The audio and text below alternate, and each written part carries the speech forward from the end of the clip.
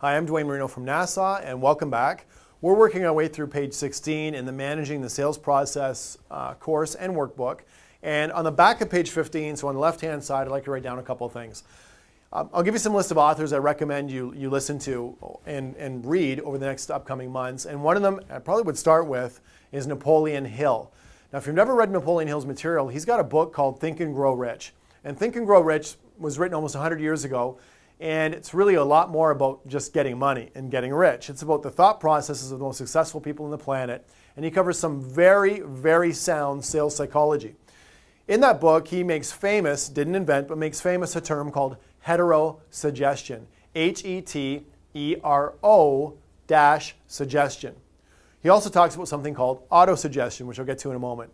Now, here's an excellent example about heterosuggestion where my whole daughter's life could be on a different path. My daughter was 9 years old, and I just started this concept of goal setting, doing it properly. I'd written down my gratitudes and my goals, and I was looking at them every day on a little card to keep in my wallet to this date. And I rewrite them about every 3 or 4 months, but I review them for 5 seconds, 20 seconds a day. And I was seeing such positive impact in my own life, I brought it home and was talking to my kids about it. So I sat down at the dinner table with them one day. I gave them 2 pieces of paper and a couple of pens. My son was 7, my daughter was 9. And I said, guys, here's what I want you to do. I wrote down the word gratitudes and goals. And I said, I want you to write down everything you're thankful for. And then I want you to each write down anything you want to work on or accomplish in the next few months or few years. And it was really, really nice and very heartwarming to watch my kids write down these gratitudes. And then to watch them actually have some goals. It was unbelievable.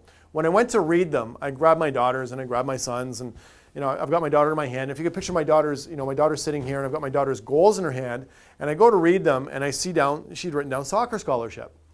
Now, to just put this in some sort of context, my daughter was the worst player on her house league team by a long shot. I remember I used to say she didn't play soccer. She ran around in the general vicinity of a soccer ball sometimes.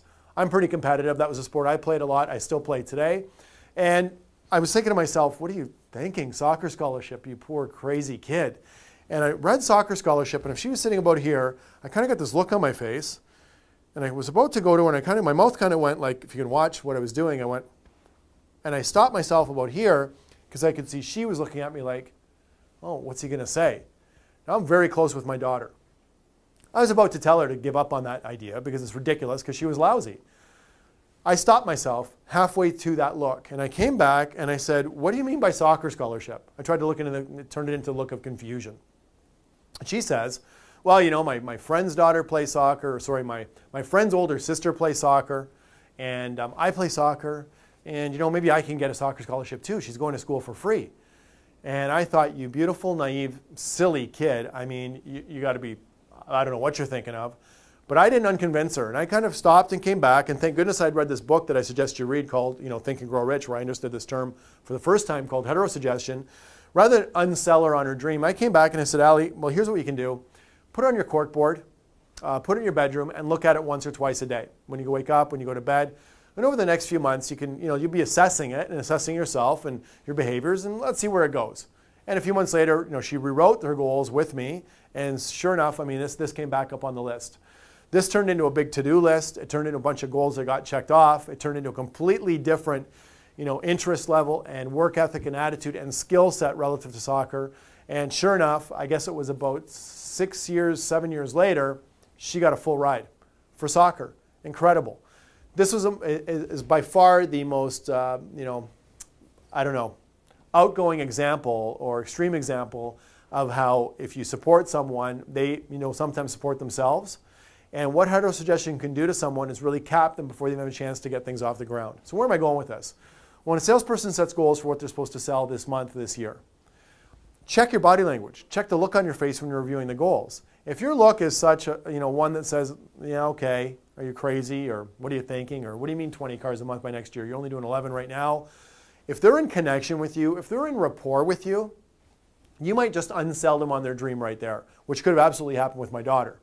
Now, interestingly enough, if they're out of connection with you, or if they do things to spite you or spite other people, maybe don't like you that much, they might do it just to prove you wrong. So actually, this can work both ways, but you got to know who you're dealing with.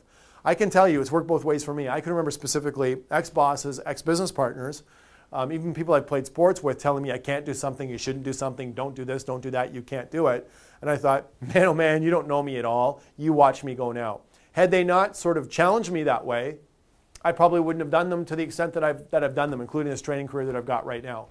So I'd like you to think about how you subconsciously project ideas or imprint your ideas or thoughts on other people through your unsupportive or supportive body language. In conclusion on this short segment, I'd like you to also Google the term autosuggestion. Autosuggestion is how we can control this ourselves.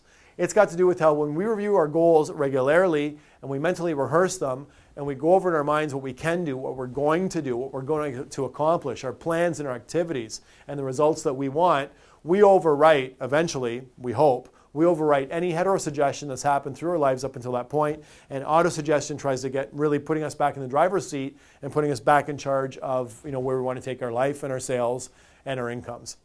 So I'm Dwayne. I'm projecting on you a lot of good thoughts here. I'm sure this makes some sense if you look back at a salesperson that comes in, he's working a deal, and you go, what do you got here? You got nothing. Did you see them? They're not buying today. At the same time that you're a sales manager trying to get your team to sell cars. Just think about this one a little bit. Okay? I'm Dwayne. I'll see you in the next module.